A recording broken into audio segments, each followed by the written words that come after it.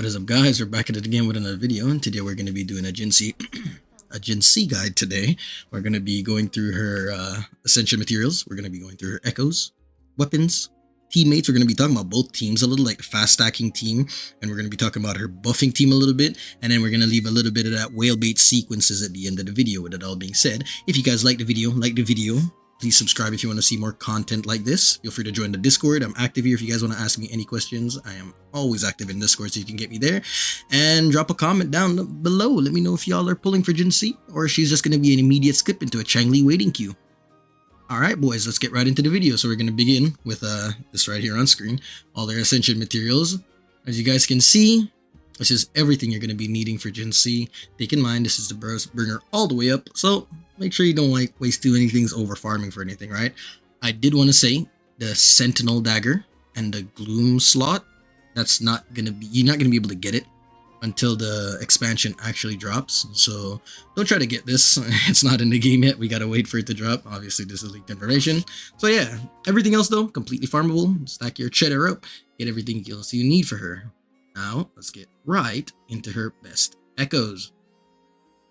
So, with her best echo set, obviously it is going to be Celestial Light, and it's going to be easily her best set. Now, I will say, you're going to want to go for one Spectro, one attack. If you're going for the 4-3-3-1-1, you're going to want one Spectro, one attack, because she gives herself Spectro damage bonus, so she hits the soft cap and she loses she gets a little bit of diminishing returns. If you go double Spectro, as you can see, the double Spectro team below it is going to be just a teensy bit worse. Again, if you have double Spectro already and you're rolled better, don't change that shit for an attack percent. You're going to be doing just fine. And last but not least, we're going to have the 4-4-1-1-1. As you guys can see, it's only like 7.5% worse. And yeah, it's going to be pretty easy to farm since they're adding in the new Echo Jouet, or I hope I didn't pronounce it wrong, that's how I say it. But yeah, I know I have crit damage, crit rate over the main Echoes like Jouet. I think you're going to want to go crit damage to make it a little bit easier, but if you get a really good crit rate roll, you can still use it. It's just if you go crit damage, since your weapon's giving crit rate, it's going to make it a little bit easier to get you that 1-to-2 ratio that you need to do optimal damage, right? Now, let's get right into her weapons. So, these are the weapons we're going to be talking about. These are the best ones. If you guys don't have any of these, I'd say the Battle Pass one, probably going to be the next best. But I'm assuming everybody at least is going to be either pulling for her main, maybe somebody has Jian, or you're going to be able to grab the standard banner one from a selector or something, right? That's what I'm going to be assuming, because I don't think everybody's 45 yet. So, with that all being said, let's talk about them. So her main weapon is easily going to be the best one. Like I think before in my previous video, where I did the calculations, it was like 15% better than Jian's, and it was like 20% better than the standard banner one, and the gap is only widened, right? Because they buffed her.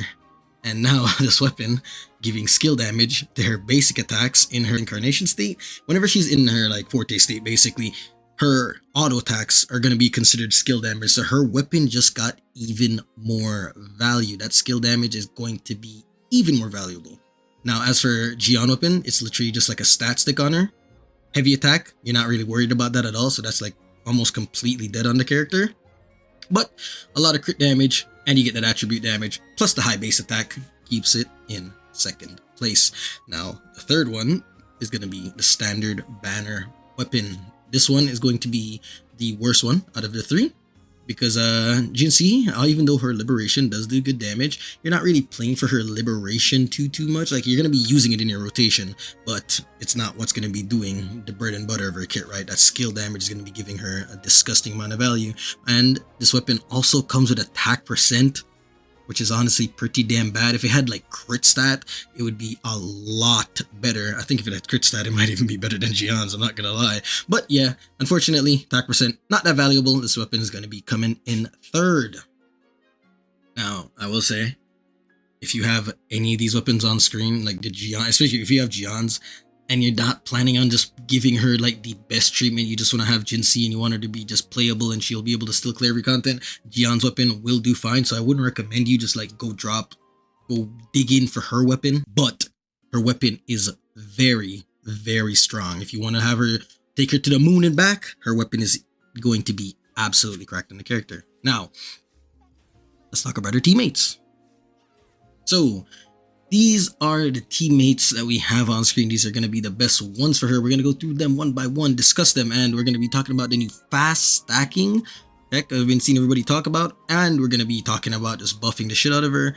So let's get right into it. So what is the fast stacking? So what it is Jinhsi, to get her stacks up, obviously, you're going to want other characters to do off-field damage. Now, everybody up top here, Yinlin, Yuanwu, and Mortefi are very good at doing off-field damage, so they're going to be able to farm stacks for Jinhsi very, very well. Also, Baizhi does that, but we'll get a little bit more into her in a second here.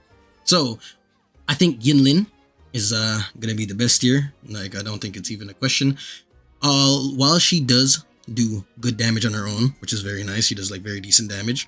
She does good damage off-field, and that off-field damage is what gives Jinhsi a lot of value as well, helps her a lot. And she buffs liberation damage. Now, I know I talked about liberation in the previous weapon, saying it's like not the most important thing, but you're going to be using your ultimate in all your rotations regardless, so buffing it by another like 25%, hey, it ain't gonna hurt, it's only gonna give you benefits. So I feel like Yinlin is gonna be the best here. Next up is going to be our boy Yuanwu, the trippiest motherfucker in this goddamn game. My boy, clean. So he is going to be very good in this team as well because of his off-field damage. He's going to help not Yinlin, but Jinhsi stack up quite well. And if you have him at, I think, is it C4? I think it's C4 or C5. He's going to get even more value because he'll be a really good shielder on your team. Every time you ult, he'll give you a nice fat shield for your team.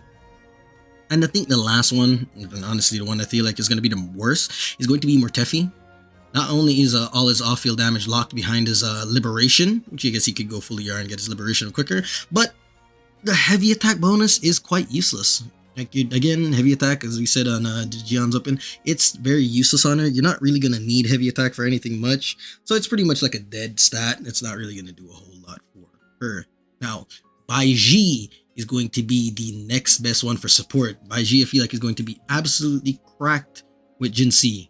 Now, do you need to build Baizhi if you have Verina built? I don't think so, but she's going to work really well in this team. Well, why exactly is Baizhi going to work really well? Well, the thing is, Baizhi does off-field damage, and it's a different element from Jinhsi, so that means it's going to help her get her stacks that much quicker, and she's doing all that while giving a pretty decent damage buff, and she's healing your team, right? Now, I will say, Baizhi's damage buff is a little bit hard to work around, not her deepen. Her deepen is very easy to work, it's just her healing. Her deepen comes from her healing, whatever character you're on will get healed and they'll get that 15% deepen. But the attack comes from this little thing that she puts on the ground. You have to pick it up with the character that you want to do damage with. So that part is going to be a little bit rough to play around, trying to get it to Jinhsi. But other than that, if you're just trying to get the 15% deepen, it's going to be absolutely easy. You're going to get that off-field damage for the easiest stacking for Jinhsi, and she is a healer at the end of the day, so that is very, very nice. Now, if you don't have Baizhi built, you can still use Verina. Now, Verina will not help you stack off field because she's using the same element as Jinhsi. Just do keep that in mind. But Verina's damage buff, not only is it a little bit higher than Baizhi, but she'll be able to give it to everybody. You don't have to do any hard work for it. Now, let's get into the buffing team. So, with this team, obviously Taoqi is going to be the best in slot on paper. Taoqi gives a 38% deepen skills, and obviously Jinhsi is doing a shit ton of skill damage. But even though she does, it's going to be really hard because Taoqi's playstyle is so clunky. It's very slow. It's just, I mean, I don't know, man. I'm not seeing a good future for Taoqi. Like, and she's the only one we have that can buff skill in the game, right? Which is a little bit unfortunate, but on paper, she is going to be the absolute base with that disgusting skill damage bonus or multiplier that she's going to be giving to Jinhsi. Next in slot is going to be Rover. I know I only have Rover here looking all normal, but it can't be Havoc, right? You're going to need the Spectro Rover. Why are you going to need a Spectro Rover? Because she reduces Spectro defense at, I think, C5. And I'm assuming this is all assuming we're going to get the last two constellations or sequences for Spectro Rover in this new update. But if we do, C5 and C6, not only is she going to reduce Spectro defense, but she's going to be giving a big damage buff to your team. Also, Rover at C4 does heal when she does her liberation. which is another little bonus. You get a little bit of survivability for all who don't want to dodge or anything like that. Hey bro, turn off your brain, get another like supportish character in your team that's also giving you a damage buff, and play comfortably, right? At the end of the day, it's a video game. You're playing for fun. Do whatever makes it more fun for you. Last but not least is JianXin. She can be played actually as a support in this team, and she can also be played as like a, I guess, the sub DPS in this team, right? Her supporting is going to be a little bit more but by having her as your support, if you don't have Baizhi or Verina free, they will automatically be better than her. But if you don't have them free, you can use her as a support, give her the Echo set, the healing one, and you're going to just make sure you have on her shield so she can proc healing and give you the damage buff from it. But that is going to be a lot more niche, and I'm pretty sure everybody has Baizhi and Verina free. So let's talk about her as a sub DPS for a second. So as a sub DPS, she is going to be giving a liberation damage bonus. Obviously, as said, it gets a shit ton, it's 38%, so your liberation is going to be hitting like a goddamn train with her. But that's really all she's giving to your team. Again, she does give it a nice little heal and shield, but you got to sit on field for a while to get that healing and shielding that she gives, which you don't really want to do for too long. So it's going to be a little bit more clunky, but she does do that, so keep that in mind. And again, Baizhi, Verina, Baizhi does off-field damage and everything, and she gives an attack deepen buff. So Baizhi's gonna be pretty cracked, and Verina is the nasty little broken rat that is in every goddamn team comp in this goddamn game. We all know and love / hate Verina. And we're gonna end it off with a little bit of that whale bait. This is all her sequences, as you can see on screen. Feel free to read through it at your own pace to see if you guys want to go for any of her sequences. This is everything. Now I want to end it off with my final thoughts. Again, more on her weapon I wanted to talk about as well. She's going to be an absolute crack DPS. She's going to be doing an absolute shit ton of damage. It's going to be crazy. And if you have her signature weapon, it is going to be even more crazy. Do you need her signature weapon to absolutely clear everything in the game? Hell no. Should you pull for her signature weapon if you want to absolutely main this character and bring her to the moon and back? Absolutely. If you have Jian's weapon, do you want to go for her signature? I'd say no. Because the rule I live by for these gacha games is characters over character constellations, character weapons over character constellations, and then we get the character constellations and then weapon constellations last. So I would, if I had Jian weapon, I would get her, I would skip her weapon, and then I'd save for like Changli. Because obviously another character equals more fun, but if this character is absolutely your bread and butter and you love this character and you want to see her shine like the damn star and drop nukes on the map like she's going to be doing, get her weapon. It is going to be cracked. And that's all I want to leave y'all with today. If you guys like this video, like the video, drop a comment down below if you're going to be pulling for her or she's going to be insta skip. And with that all being said, if you guys want to subscribe, I'd greatly appreciate it. And I'll catch y'all in the next one. Peace out.